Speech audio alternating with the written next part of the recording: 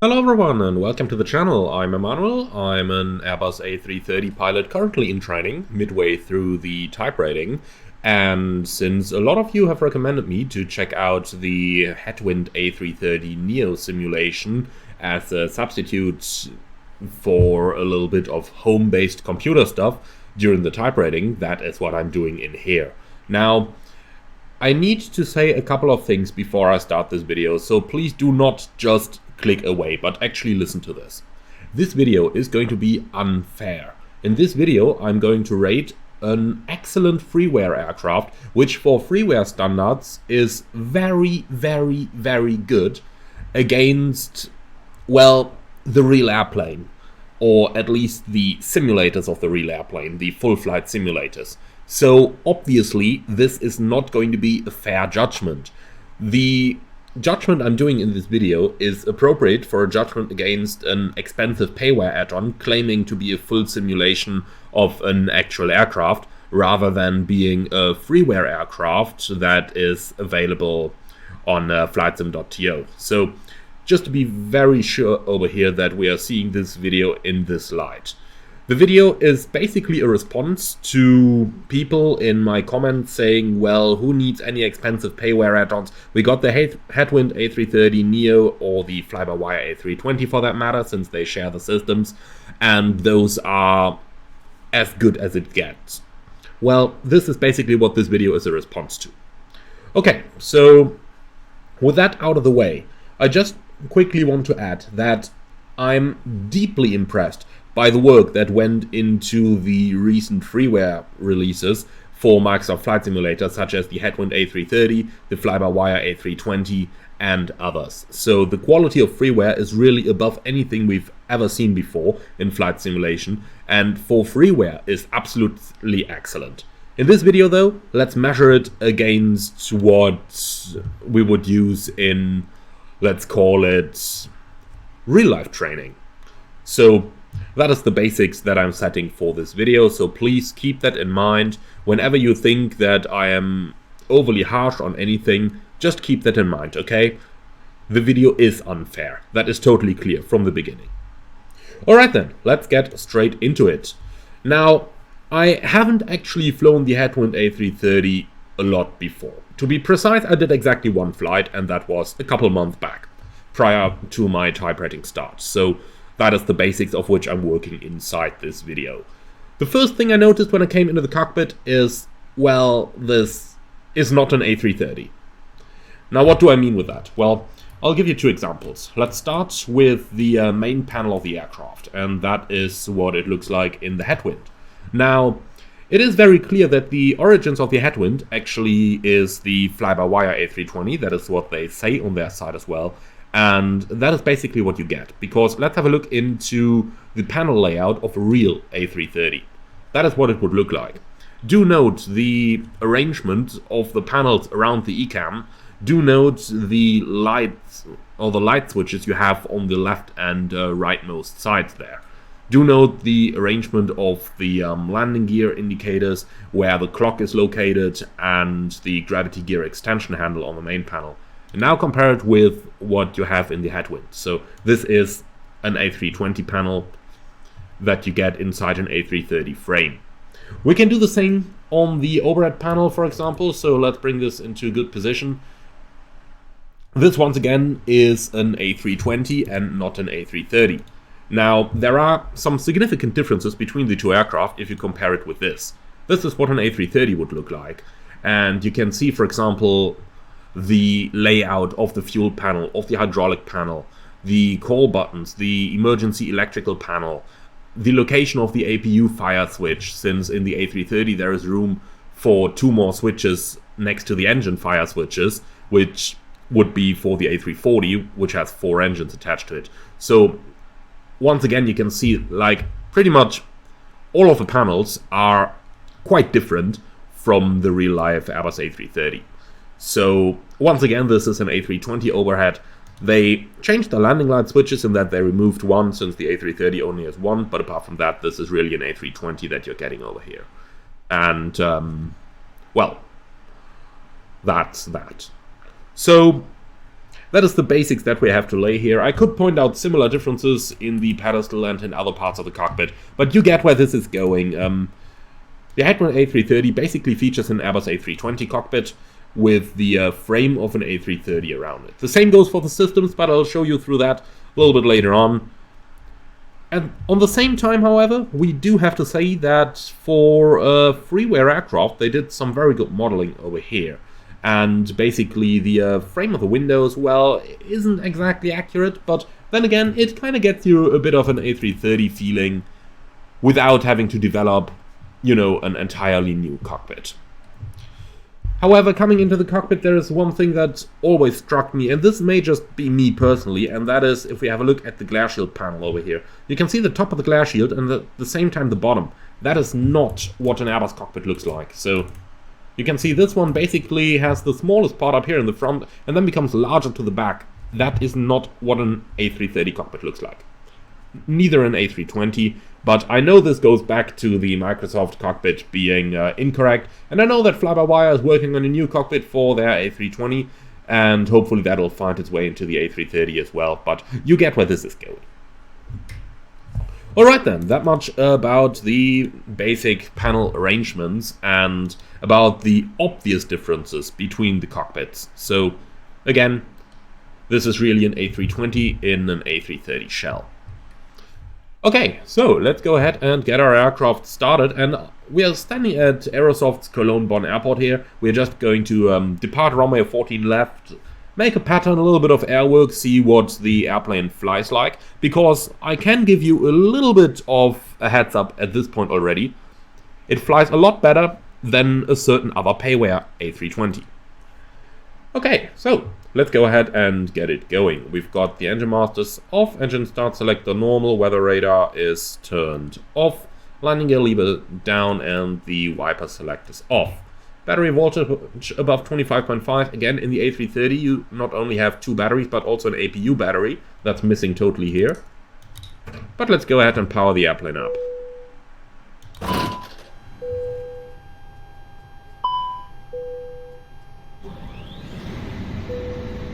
Alright, needs a little while to come on. Typical Airbus. In the meantime we turn on the RMPs, then run the APU fire test. Again, that would be located here on the A330. But we have it here on the... Oh, no, I just want to press the test button. Come on. Here we go. Okay, light illuminates, script and discharge, perfect. And then we can put the IRSs into nav. Should illuminate the on-bat light, well. Okay. So at this point, the captain is just going to pre-select the data. A330 is correct, Trent 707 engines, and the nav database is current. And we are going to go from Cologne to Cologne.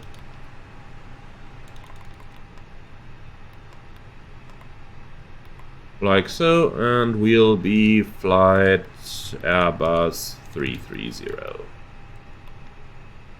Okay, at this point, we just leave the FMS as it is. We would request the uplink now in real life, and now we are basically done with this. Airplane acceptance from the captain's side. Let's quickly turn up the lights as well. Like so. So obviously we check the logbook and stuff like that. So what we can do, press a recall for 3 seconds. 1, 2, 3. Normally we should get an indication here now, but okay, doesn't happen. Also, I wonder why the E&E bay is open. Can we see that on the outside? Oh, not really. It seems closed over here. Well, okay. Cool, anyway. Before we head out to the walk around, very quick check of the oxygen pressure. Should have only a single indication over here of our PSI, and there should be a second warning below that as well. So, hydraulic. This is an obvious, very big difference between the A320 and A330. On 330, you have another green system indication over here, since the green system is driven by both engines and not a single one. So, as we can see, hydraulic system is once again an A320, not an A330 in this one, unfortunately. And then the engine's oil is sufficient for the flight. Okay, good.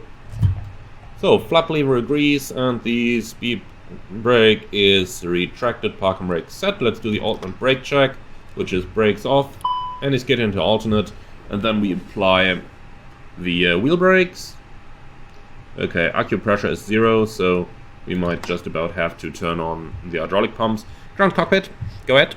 Can it pressurize hydraulics? Yes sir, it can pressurize. Okay, so again, hydraulic panel looks very different. Normally we turn on the blue electric pump in the A330.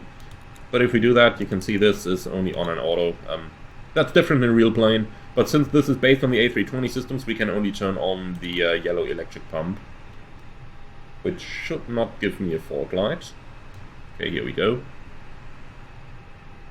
And, well, in the A330, the brake accumulator should be driven by the blue system.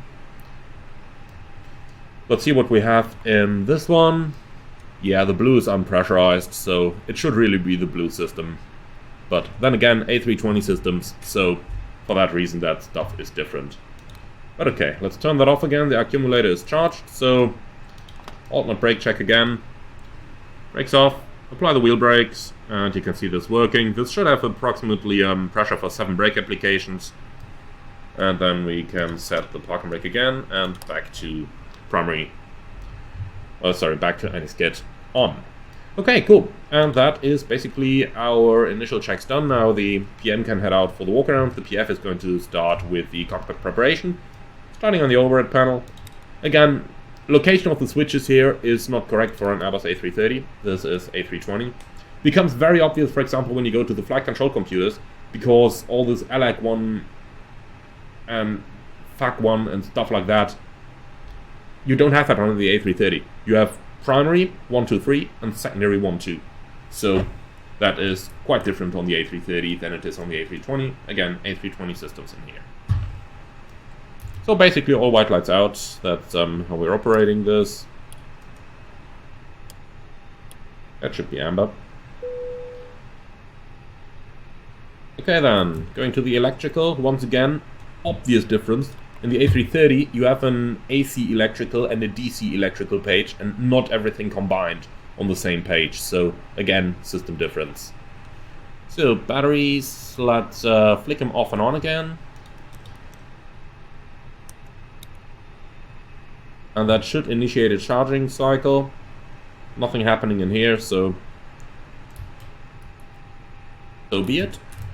Again, fuel system, very, very different on the A330, since it has a trim tank and a standby pump for the main tanks. So, again, huge system differences. Hydraulic looking good, and then we can do the fire tests.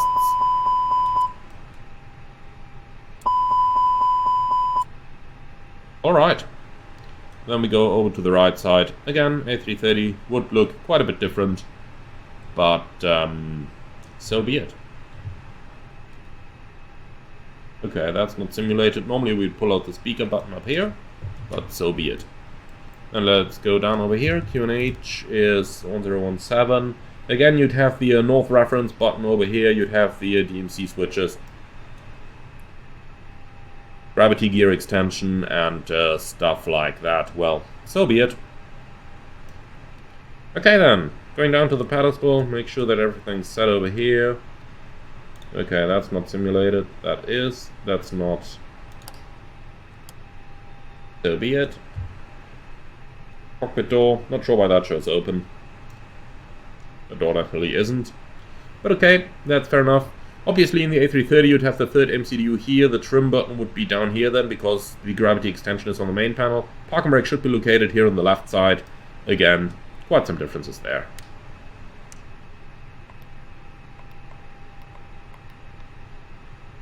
Okay, cool. Then we can start with our FMS setup, and I'm just going to run it from here. So we've got Cologne to Cologne, alternate, well, let's say alternate is Düsseldorf. GPS primary loss is checked. Then Airbus A330, yep, 250 passengers. Cost index, don't know, we aren't going to use that, so let's just take 10 and cruising at 5,000 feet. So, flight plan, Cologne, departure, 14 left, Cola 3 Foxtrot, insert, arrival, Cologne, ILS 14 left, and we'll take the Viper transition, insert. Secondary flight plan would be next, unfortunately not simulated in this one at all. The SEC flight plan is a really big thing in the A330 operation, so, well, would be nice to have it. On the RadNav, we are going to use Kit on number 2 and Cola on number 1. And this should be 096 inbound, if I do remember correctly. Like so. Tune KBO. No, we're not going to do that. KBO is inoperative, we'll use Kit instead. So then, flight plan and fix info. Well, let's use our engine outset on this one. So we'll take Kit. Yeah, that one. Radial 136 and 6 nautical miles. And then on number 2, we'll go towards Whiskey Yankee Papa. And we can use 180 inbound. Okay. That's the alternate way of setting up your engine outset. Normally we do it on both secondary flight plan and the fix info. Unfortunately can't do that in here. Okay, for the departure we'll take a reference for Cologne's runway 14 left. And then finally we'd save the route. So stored route. Okay, unfortunately that's not working. That's, well, unfortunate. But anyway, then we're done with the lateral part. Let's go to the vertical performance, 0 fuel weight. Let's actually quickly check what we have in here. So 0 fuel is something 176.5 minus 16, so 160 tons roughly. That's not entirely accurate, but then again it doesn't have to be, because the primary or the prims are going to compute the stuff live for our PFD indications, and that is all that I care about for today's flight. Block fuel 15.9, happy with that. Okay then, performance, I'm just going to enter some random numbers for the rough gross weight that I'm expecting. So let's go 140, 140 and 145, and that should really be all we need. Okay, flaps 2, up trim 3 units, and flex temperature, let's say 69 degrees. Format error. Okay, let's try that once more. F69. That is how you enter it in the A330, because the A330 has fixed D rates as well. Okay, looks like it doesn't want to take it, so let's just take 69. Yeah, A320 system again. Okay, that stuff looks good. Let's keep the airplane slow after takeoff, 220 knots pre-selected, and that should be all. Okay, cool. So that's our FMC setup, and with that we are ready for the departure briefing, but we are going to skip over that.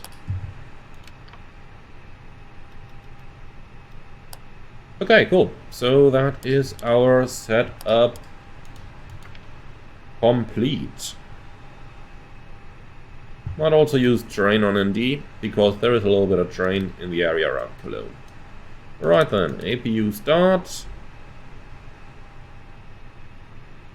Yeah, well, looking around the panels, this is just different, you know? This is just completely different. But I suppose we'll have to live with it. Let's go ahead and request a GSX pushback. Handling by VSAC. Then at least we know they are not going to be on time, and we have time to start up the APU.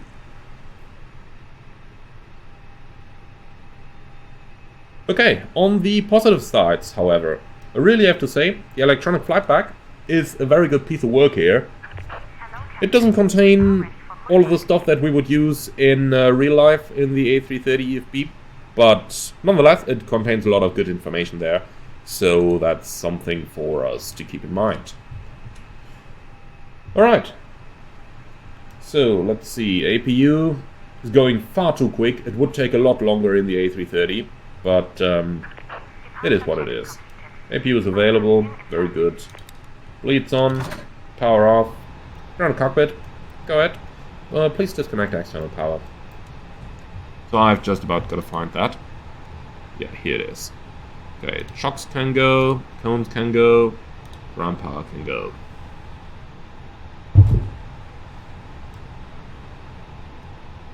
Alright. So, with that, we should be pretty much ready now.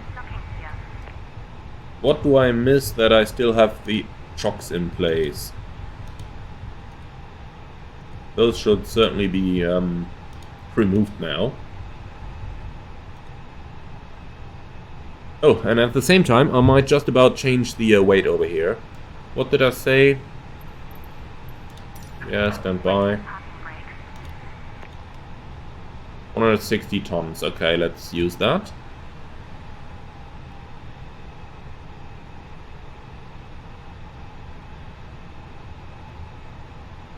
Okay, 160 tons. Let's take that. Instant load, please. Thank you. And for the fuel, we'll keep it where it is. That is good. Okay, cool. The only thing I'm wondering about, I entered my zero fuel weight and the CG. By the way, what is the actual CG? Let's cross-check that real quick. It's 22.7. Okay. Dash 22.7. Perfect. The CG on the eCam should update itself. When I put the gross weight in over here, this is basically what we have. Then this should be automatically on the eCam. I don't know why this isn't updated, but that would be quite important that this is updated. Okay, anyway, that is all we need to do over here. Okay, they say they're ready to go, then let's go ahead. Beacon on, window locked. Flight attendants, arm doors, and cross-check. Brake and thrust levers. Cool, so let's release the parking brake.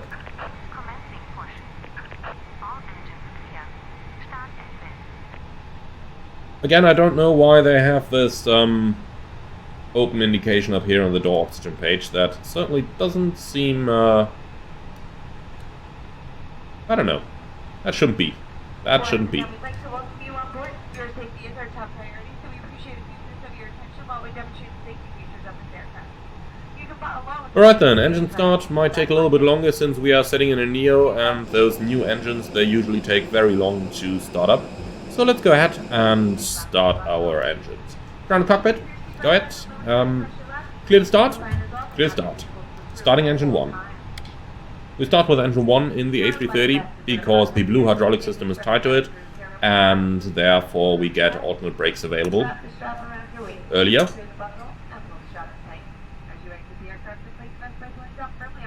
All automatic start, no callouts needed, nothing the likes. This Airbus A320 is 8 emergency exits, 2 doors in the front, 4 window exits over the wings, and 2 doors in the back. Each door is equipped with an evacuation slide that can be detached from the I cannot comment on those engine start values, since my airline has Rolls-Royce engines fitted, and since I'm flying the 300 and the 200 and not the Neos. So, no comment on if the engines are correct or not. I am not able to judge that. Place the mask over your nose and mouth, pull the elastic bands around your head, and tighten the straps on both sides. Even though the bags are not split, oxygen will be flowing. Be sure to put your mask on first before helping others, and we'll let you know when it's normal during the day. Okay, waiting for the avail light.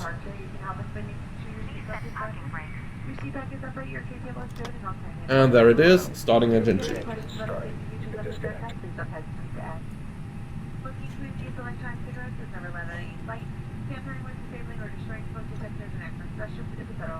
Just want to have a quick look on the hydraulic page. They're all powered now. That's probably a little bit too early, since the engine number 2 isn't running properly yet. But yeah, looks like this is really just A320 systems. Elect page looks alright. Generator 1 is on the left system, APU generator is on the right system until the engine is started.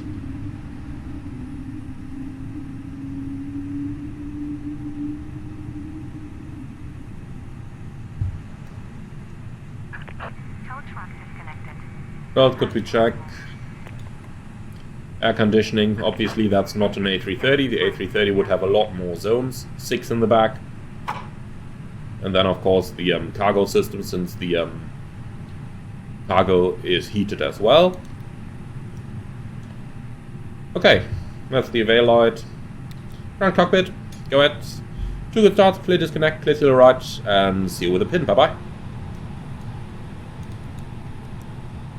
Let's do a quick check of the anti-icing system. The fault light should come on. So if it just indicates like this, I would judge the anti-eye is inoperative. That's fine. At least for our simulation. So, trim should have set itself automatically. In the A330 you don't need to trim manually. So, I've actually got no idea. 27%. I don't know if that is accurate now, so I can just about take a good guess as to what kind of trim setting I may need. So I'll just set something here. Why is this, regardless of the direction I'm scrolling, it's always just going down? That shouldn't be. And in the A330, you normally have trim settings only up, because 0 would be the forwardmost CG. Anything going aft, you only use up settings. But so be it. Okay. We'll just leave it there. After all, the takeoff is in direct law, so we can just control it manually ourselves. Alright then, good. Clear left side, clear right side. Let's do a quick flight control track, and then we go. Full up, full down, neutral, full left, full right, neutral, rudder, full left, full right, neutral. Ailerons should be drooped down. Well, looks like they kinda are a bit, but that should be further down. Really more like here. Anyway, obviously over here, once again those ELAC should be prims, and then, well, so be it. Okay, cool.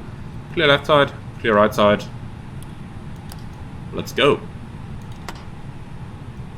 Still don't know why we have the open indication here. Well, doesn't matter, so be it. Okay, brake track. Pressure 0. As it should be. And then just a tiny bit of thrust at light weights. It can roll by itself, just like it is doing now.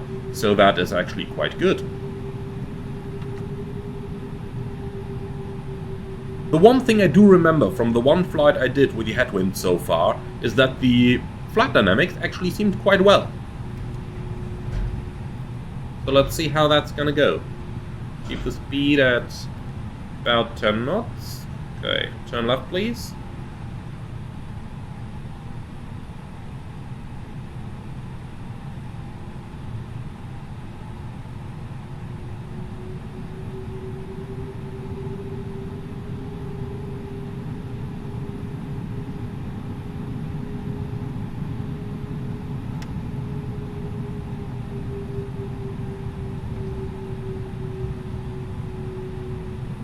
Okay, no changes to the takeoff briefing, everything stays as it is.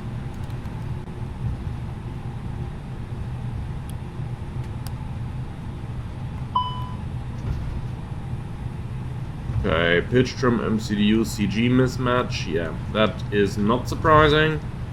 I'll just update the MCDU here.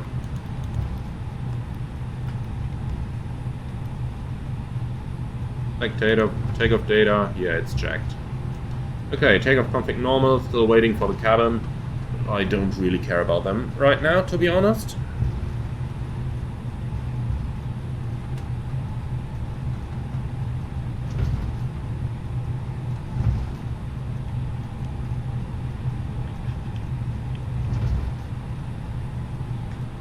Okay, let's bring it back down to a decent speed, like so. And then we can do the lineups. Flight test, please prepare for takeoff. Cool. Ready to go? I'll ignore the cabin.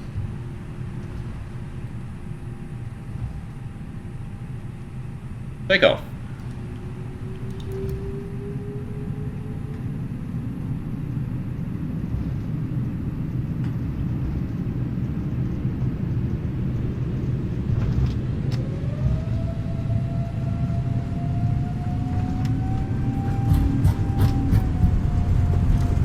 And toga, SOS runway, auto thrust blue. 100 knots.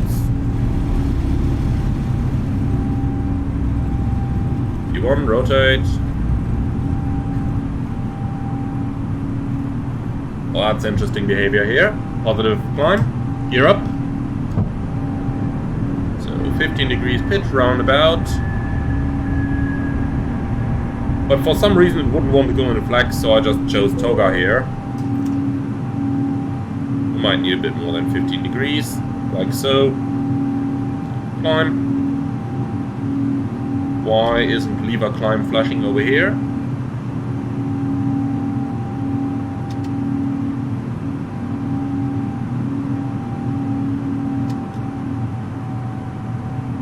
Okay, thrust climb.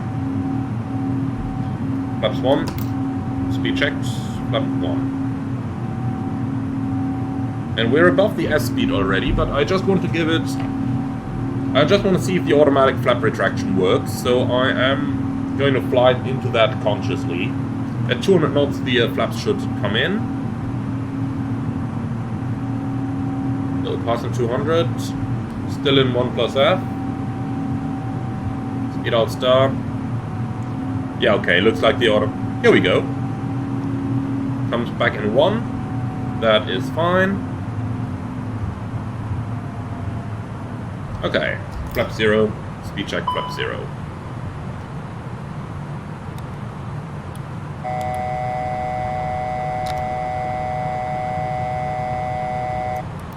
Okay then, I'll just set the FCU altitude to something very high and something away.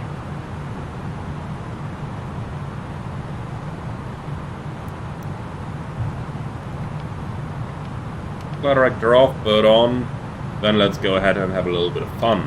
So it's standard cross-check, passing, flight level 56 now. Check. Alright then, let's see what this plane can do. Also, one more reminder to please refrain from conjugating with the front galley where the flight deck door is located. Thank you. Climb thrusters in. I'll climb it up to level 100 and then we'll do a little bit of air work up there. Do we have the sunshades, by the way?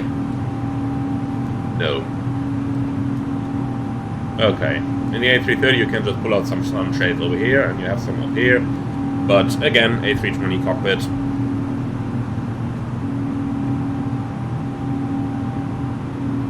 Okay, so let's go ahead and have a little bit of fun. The first thing I'm going to test is just the general handling of the plane. And to do that, we'll maintain the green dot speed. Like so. And then we'll just do a little bit of manual handling exercises. Altitude is fine for me, I don't really care. And that's all. So first thing I notice is you can steer this somewhat precisely. So I'm going to input some bank angle now. You can see the plane responds pretty quickly. And it simply maintains what you set. So that's very good. Contrary to that, on the Phoenix A320, it really is like it constantly pitches, it constantly banks and everything. And the Airbus just shouldn't do that. You put it like this, and as long as you don't inject any G-forces, it maintains exactly what you set it. So let's roll that out. Here we go. Okay. Then let's bring it in a low-speed flight. Thrust going to idle. And then we just do nothing. I've taken my hands completely off the stick now. And the plane should maintain a 1G flight, so it should pitch up slowly as it loses speed.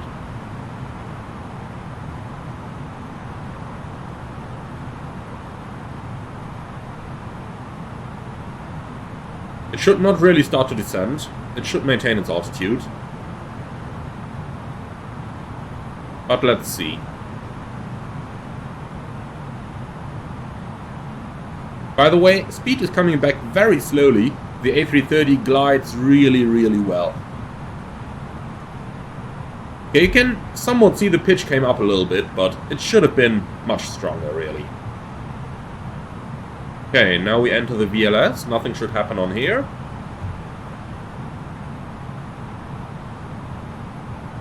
I'll level it off manually, so I'll just pitch up a little bit right now. So if everything works correct, you should have the Alpha Prot and the Alpha Max change dynamically on G-load, but the VLS should always remain constant. Let's test that by pulling up a bit. And indeed, it works. That's cool. So next up, we'll fly it into the Alpha Prot. And on here, it should add some nose down moment, but we can still counter that on the side stick. So let's see, I'm doing nothing on the stick for now. The nose comes down, very good. So now I'm pulling back on the stick. And indeed, it works, I can. So let's put it right into Alpha Max. And that's Alpha Floor coming on a bit too early. It should only come on when you go onto the red band, but that is alright. Okay, let's take it straight out of it again. Okay. So it should have pitched up a little bit better, but apart from that, what I absolutely like about this is that you can fly it quite precisely. So manual flight really is a joy, and I do have to say, much better than in the Fenix. Okay, here we go. Engines might be a little bit reactive there. Look at how quickly those engines are reacting. That's definitely too quick for big engines like you have them on here. Definitely too quick. But then again, okay, let's do a little bit of air work. We'll start with a 60-degree angular bank turn. Actually, we'll start with 45 degrees and then maintaining the altitude and maintaining the speed. So you need a little bit more thrust for that. You need a constant side stick input, otherwise it would roll wings level. And then you also need a constantly pull on the side stick. But you can see this is really nicely flyable. They did a great job on that. They really did. The fly-by-wire of the fly-by-wire Airbus is really good. Let's go 60-degree bank now. That is full side stick input. Here we go. Then we also need to pull quite strongly. And okay. Interesting. It lets me pull up the nose. My side stick is full left and full up right now. That is not correct. But I'm taking it to the extremes right now. However, it rolled back to 45 degrees angular bank. That is correct. And now the nose is coming down. My side stick is still full up and full left.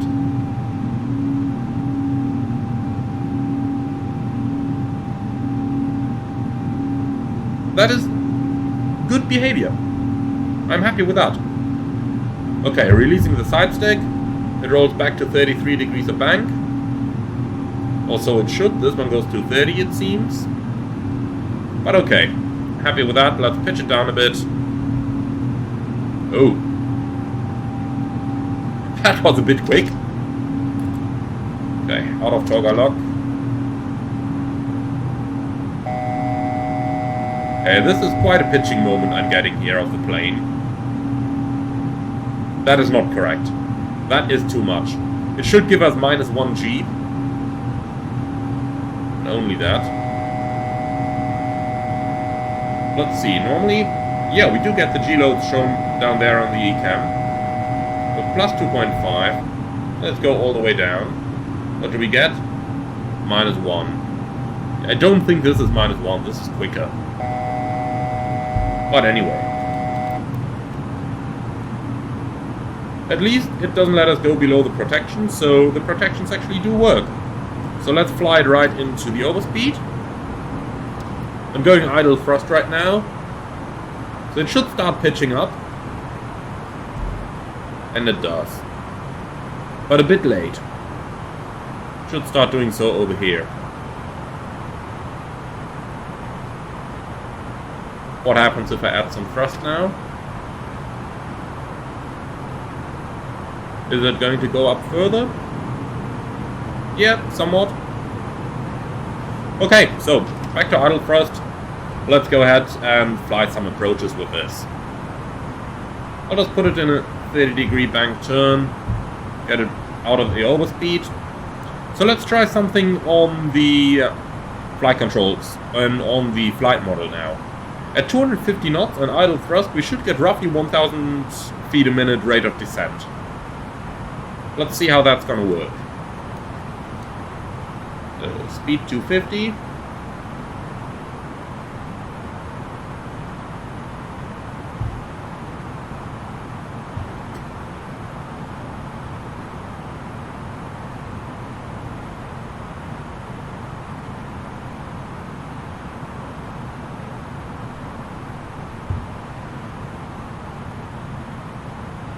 So, speed is coming back nicely. Okay, let's pitch down to maintain 250 knots. Should be roughly 0 degrees pitch.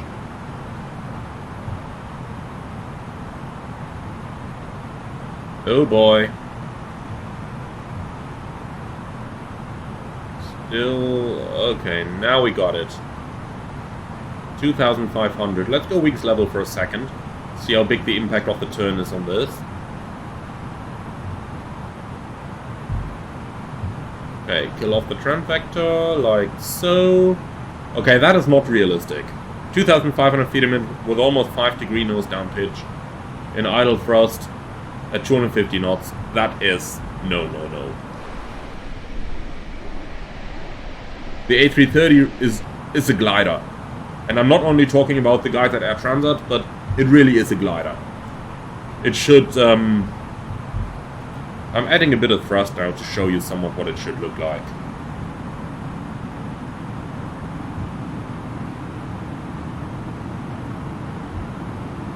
More like this. But you can see we need 50% N1 for this. I'm just going to keep it here. And if we now take full speed brake, it should basically double our rate of descent. So let's try that. Speed brake full. Let's maintain the speed. Now we should roughly get 3,000 feet a minute out of the plane. Here we go. Yeah, that is correct. But do remember, I still have my thrust on to adjust the rate of descent. But that is somewhat correct here. Okay, speed brake back in. Let's go back to green dot.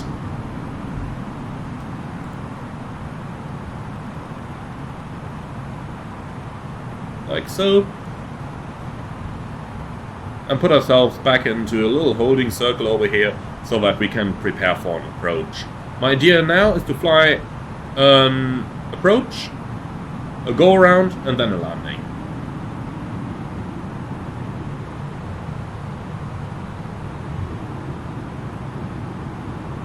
Okay. That looks alright to me. Just level it out, please. Don't start climbing. I said level it out. Okay.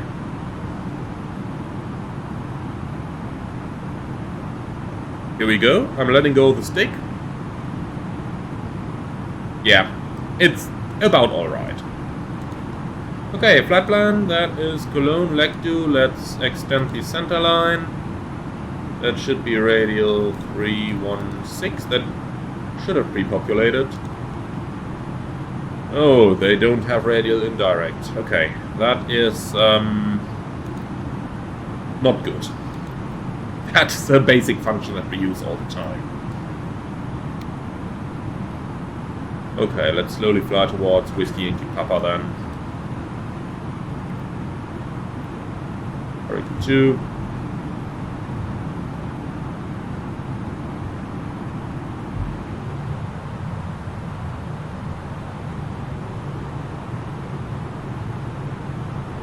Okay, that is roughly alright over here. Let's put the flight directors on. Manage this. Get 3,000 in oak descent here and manage this. Okay.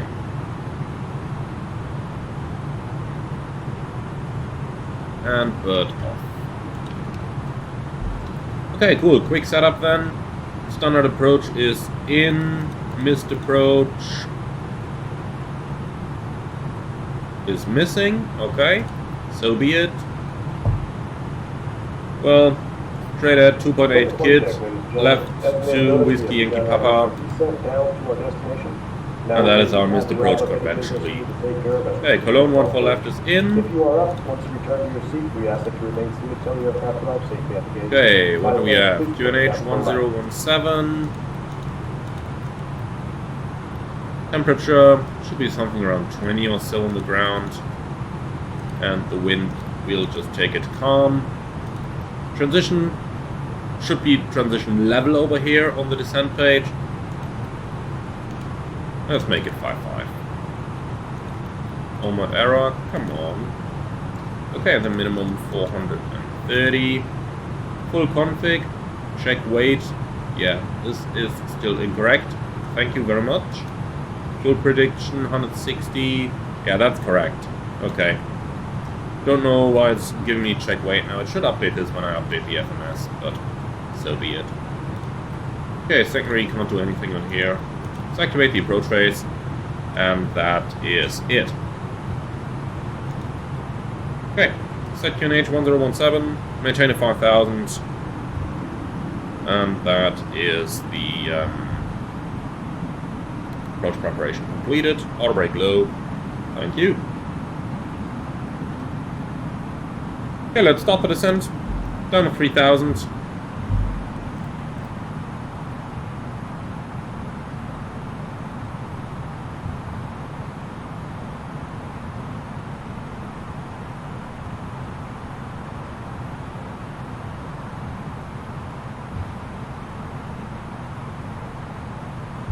Again, it's descending too good over here. 1500 at green dot. No, you should get about 1000 feet a minute out of the plane at this point.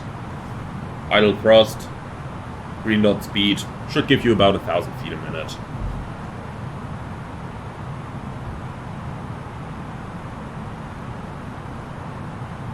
Okay. So what else can we do? LS button coming on. Lights are on, seatbelts on, and we have GPS primary. Perfect. Okay, that's the glide slope alive.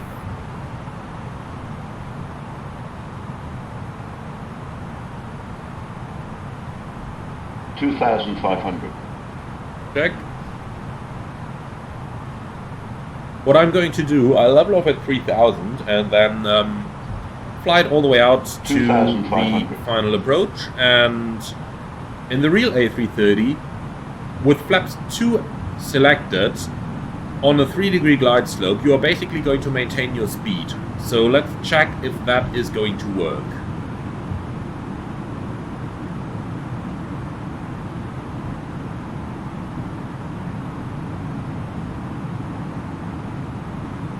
Okay.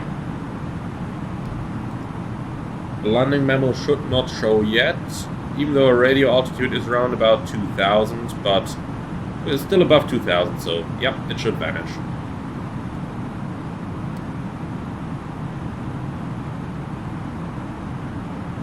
There is one thing that I really need to say. The hand flying characteristics of this are alright.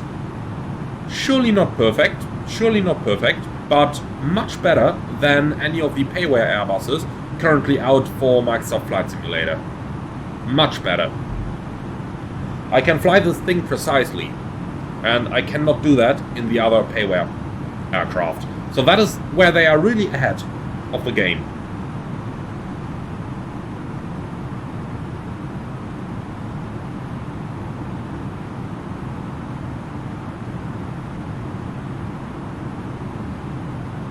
Look at how precisely I can maintain my altitude and my speed here.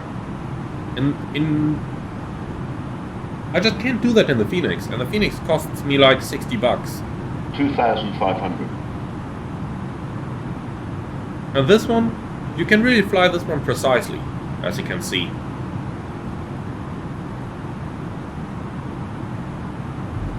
Okay, let's go flap 1. Speed checked. Flap 1. Idle thrusts.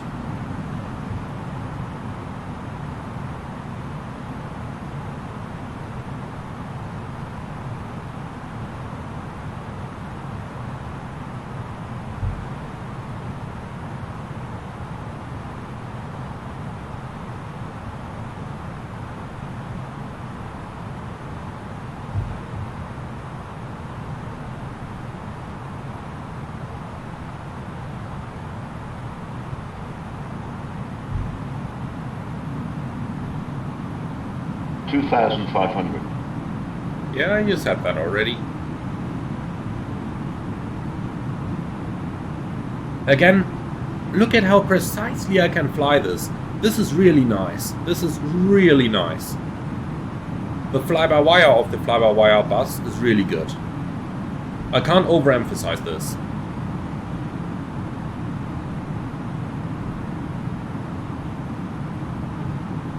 Okay then, give me the left-hand turn in half a mile. Outside model looks cool as well.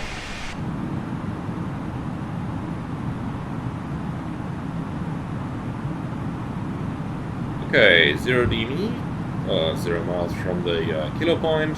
Let's start the left-hand turn.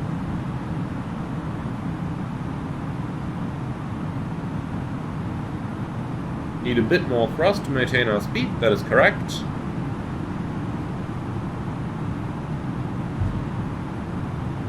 Okay, cleared for the approach. Cat 1. Glide slope lock blue.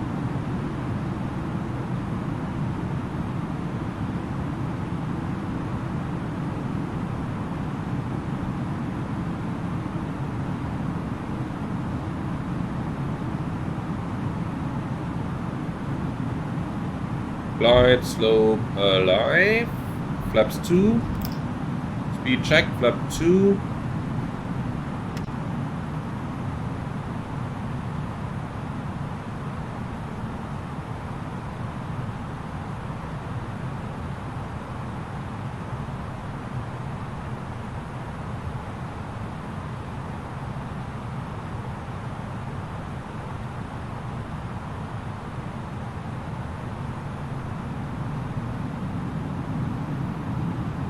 Okay. We are losing the speed a lot more rapidly than you would in the real Airbus, but then again it seems this one has too much drag overall. Okay, lock star.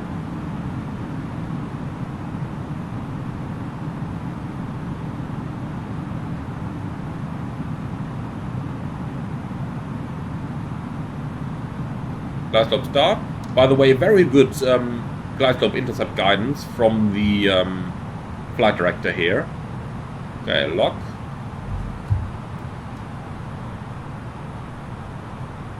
Go around altitude 3,000. 2,500. Glide slope.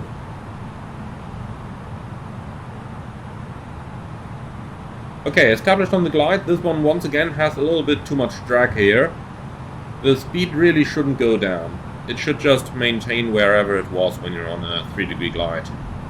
Okay, gear down.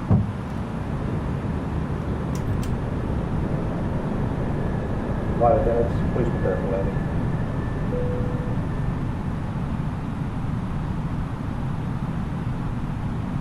Flap 3, speed check, flap 3. Flap full, speed check, flap full.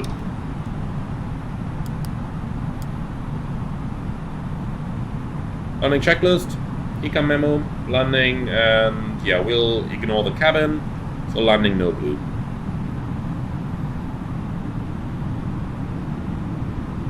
So this one's going to be into a go-around, and then we'll come back for a non-precision approach, see how that is going to work.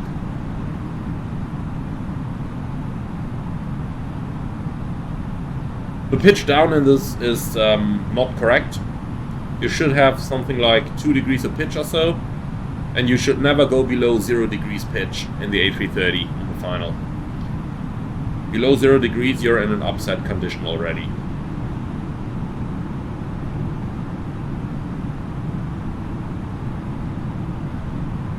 So pitch down is definitely too drastic here.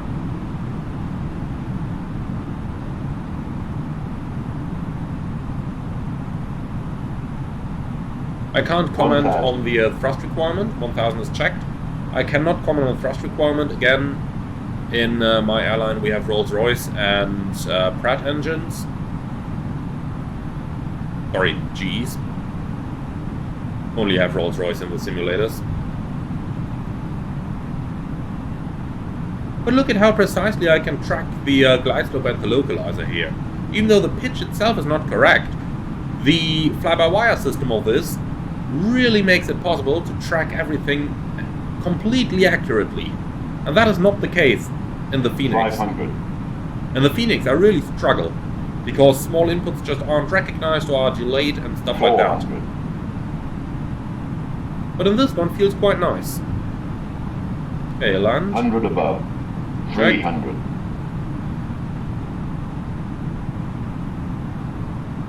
Minimum 200. Go around flaps. Don't sink. Mantoga Don't sink. SRS, go around Don't track, sink. autothrust blue. Don't sink.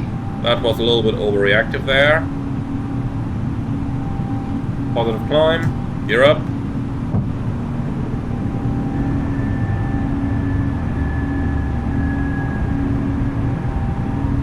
Alt star.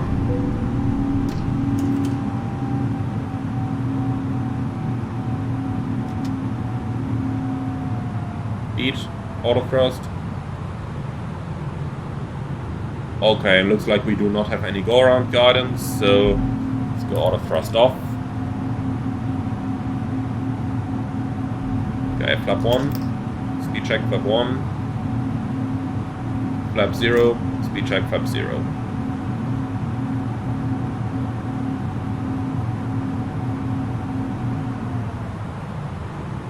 So as I said earlier, the raw data go-around for this one is 2.8 DME from Kilo India Delta, then left turn to Whiskey Yankee Papa. 2,500.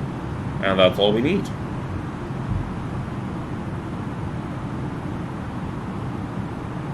Okay, full heading. Autopilot 1, let's see how the autopilot is going to fly. Speed, heading, autopilot.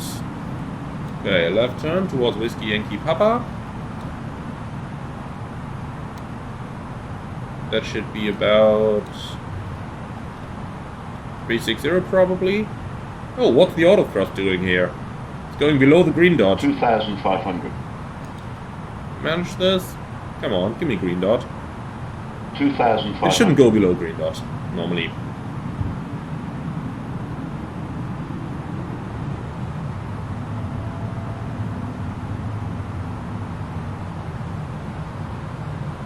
Okay, this is better. So let's come back for a non-precision approach. But I just want to try something.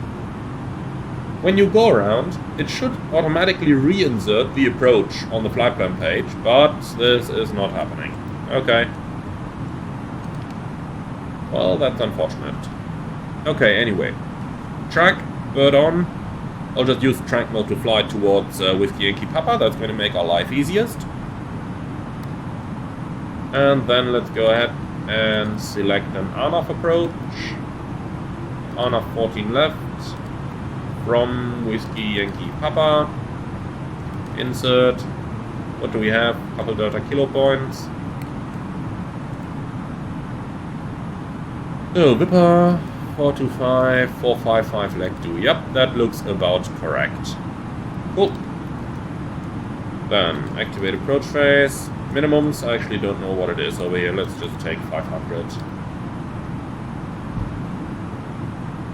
And this time we are going to do a config 3 approach.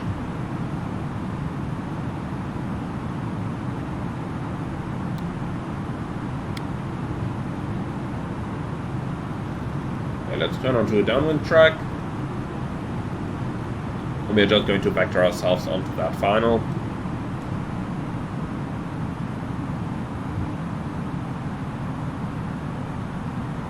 Or we could just go direct 425, that looks decent to me as well. Let's go ahead and do that. Direct Delta Kilo 425. Confirmed, confirmed. Nav. And then we can go back to 2,500. bird off.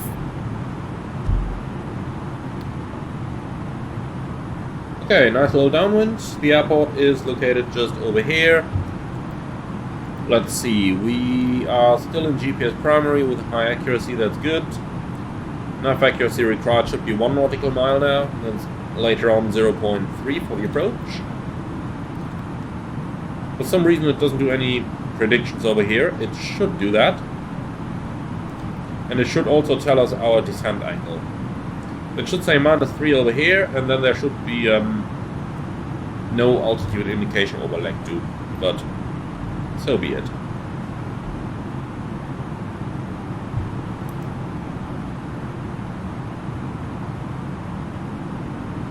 Okay then. 2,500. Checked. Is there anything else we can do? Not really, huh? Also, that heading bug shouldn't be there. That should just vanish after a couple moments after nav is engaged. So, outer tank fuel transfer. What do we have there? Well, okay. That's once again A320. But so be it.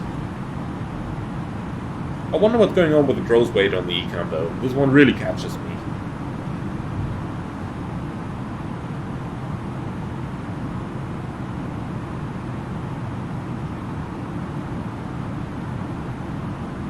Also, even with the terrain on it deselected, I don't seem to get any terrain indications. I don't remember seeing any throughout the entire flight. Okay, let's get rid of the LS. Absolutely not need that. Come on. Like so.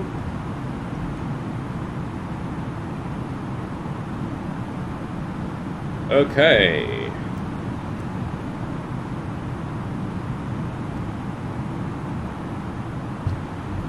In the meantime, very quick look on the outside model because the outside model is really good.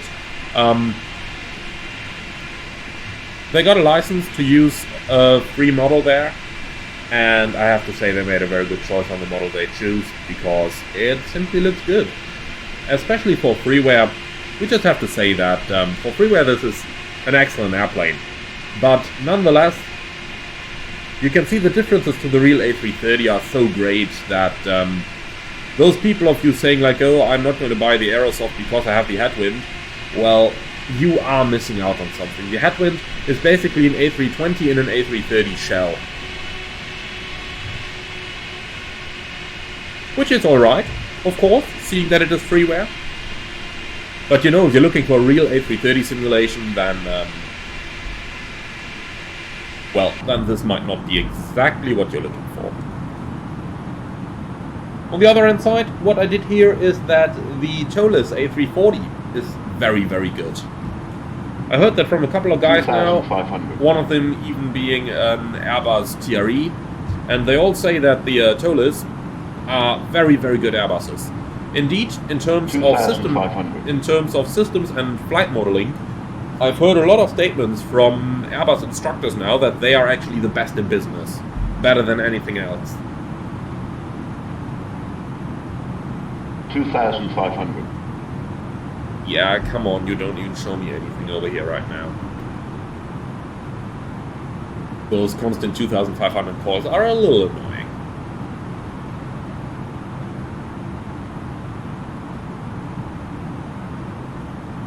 Beautiful scenery.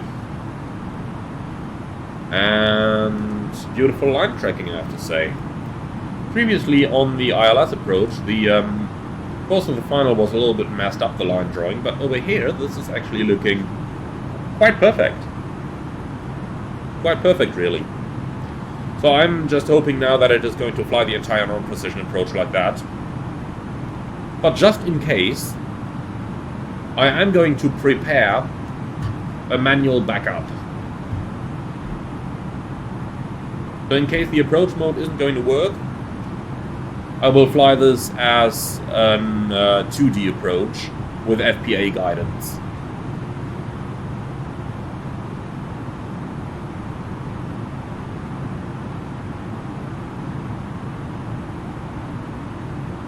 Okay, get me turning final, thank you. Approach armed. No, this is not correct. So approach is gone again. For an on-off approach, it should obviously have engaged in final approach mode, or rather it should have armed those modes, and not the ILS modes. So looks like they did not implement that here at all. Okay, in that case, we are going to fly it as a 2D approach with FPA guidance, and that means we're gonna go flap 1.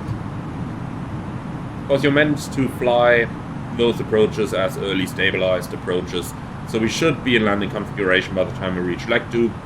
In the relay 330 that would be pretty hard to achieve now, but in this one we got sufficient drag that we can do it.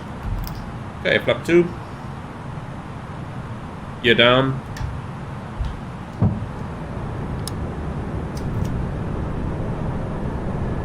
Flap 3. And actually we said flap 3 is going to be our landing flap setting, so we'll stick with that. Okay, 1 mile prior to leg 2. Select FPA -3.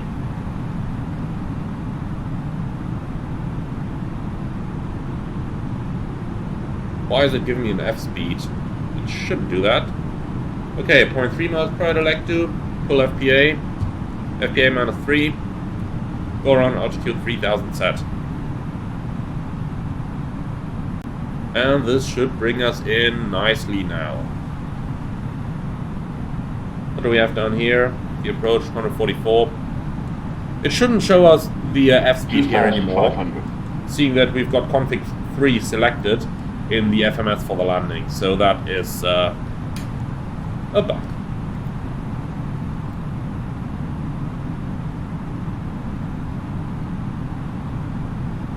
Normally we'd have our VDEF indication over here, so it looks like on-off approaches are not implemented at all. I'm missing, well, any of the indications I should have.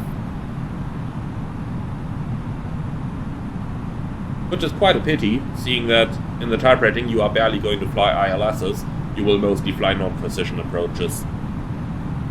It still is good to practice 2D approaches like we're doing right now. Oh, look at that. Even though I got config 3 selected, the ECAM tells me config full. Is that because of the A320 systems? What if we take landing flap 3 over here? Yeah, now the ECAM accepted. PFT is still incorrect, but, well.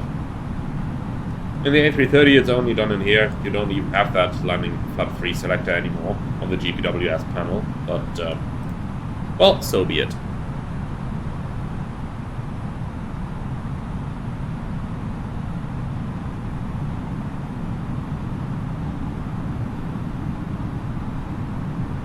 Okay, seeing that we're flying this pretty much entirely in FPA mode, I do have to say the vertical guidance is quite good.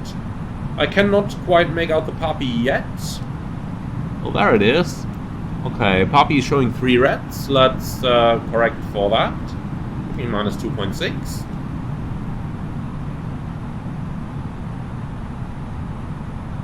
$1,000. Correct. Okay. Still 3 reds on the poppies. And still 3 reds on the poppies. Well, you know what? Autopilot off, flight director off, the bird is still on. We'll keep the auto throttle in for this one. Let's see how it's going to perform.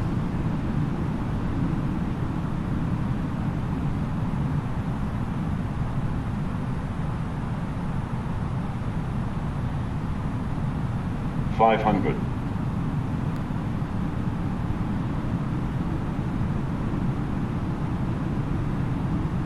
$400. 100 above. Correct. 300. Minimum. Continue. Pitch is definitely incorrect here. We should have something like 2 degrees or so. 200. Or with flap 3, even 5 degrees. 100. 50. 40. 30. 20. 10. Look at how nice it 5. flares. You can fly it down just perfectly. Why can't the Phoenix do that? There. Spoilers, reverse, green, decel.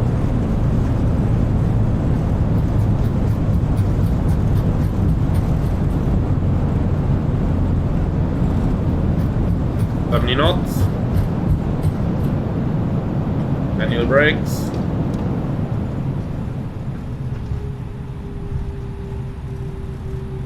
Okay then, we'll take Alpha 2.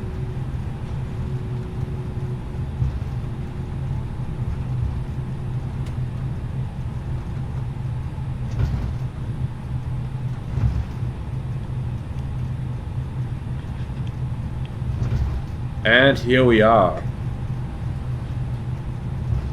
So, the flight model is really, well, the pitch is over the place and the associated descent rate, but the way the fly-by-wire makes you manually fly this is really enjoyable.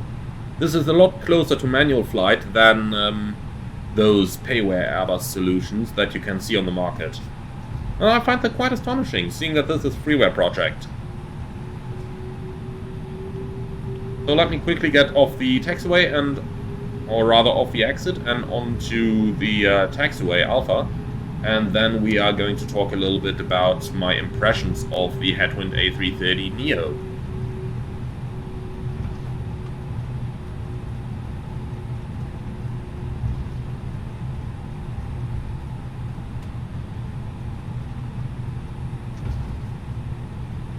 Alright, here we are. So let's quickly clean the airplane up.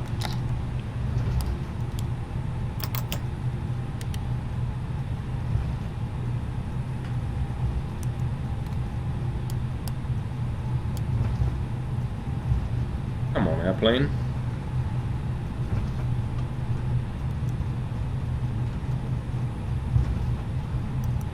So, what do I think of the Headwind A330? Well, let's start by measuring it against freeware standards, because that is honestly what it is, and that is honestly the only thing that is fair to do. And if we measure it against freeware standards, it is a superb aircraft. It really is a stunning aircraft. The systems of the fly-by-wire make this probably the second best freeware airplane on the market, seeing that the fly-by-wire Airbus is on place number 1, obviously measured for Microsoft Flight Simulator, and not taking X-Plane in account. Thinking SIBO here. However, now let's measure it against those standards that those people who motivated me to do this video wanted me to measure it against. And that is, you don't need any payware Airbus. The Headwind A330 is going to do it all for you. And I strongly have to object that. The systems of this are basically an A320 in an A330 shell. And to be totally honest, even the fly-by-wire A320 systems aren't perfect. And certainly on the A330, things do not even get close to actual A330 systems. It cannot do non-precision approaches, which is a very big down point here. And well, I just had to fly it manually using track FPA mode, so that was quite a downside. Also, it doesn't have missed approaches and stuff like that, which would normally be quite standard Airbus stuff. So, in terms of systems, this is an A320. It is a very good freeware A320, but really measuring this against payware standards is not a good idea, because it would not come off very well.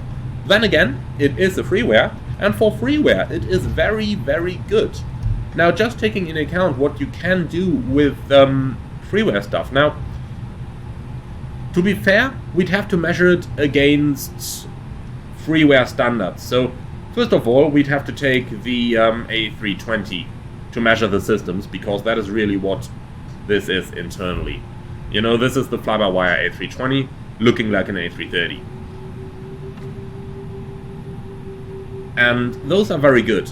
In terms of the stuff that Headwind did over here, putting it into an A330 cockpit, for freeware that is very nice what they did. You know, giving it a general look like an A330 cockpit, obviously much too small, should be much bigger.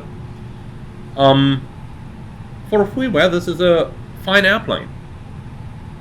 But measured against any kind of real-life Airbus standards, it just isn't, well, it just isn't an A330. It looks like one, but that's about it.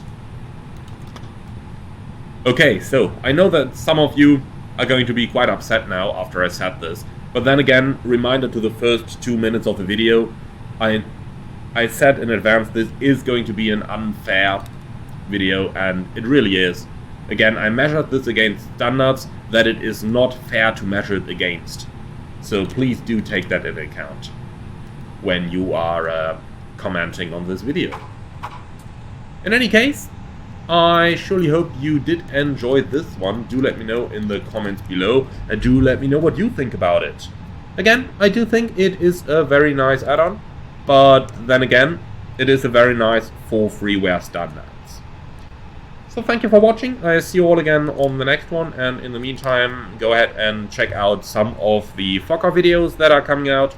The Fokker really is a study level plane, so do give that a look. I would like to thank you very much for watching. Hope that you found this one interesting, and do let me know what you think of my judgment of the airplane, but do take into account that I said myself that I am rating this against a standard that it is not fair to be rated against. Thank you for watching. I see you all again on the next one, and if you liked the video, I would appreciate if you could leave a like, comment, and maybe subscribe to the channel if you haven't done that yet. And I see you all again on the next one.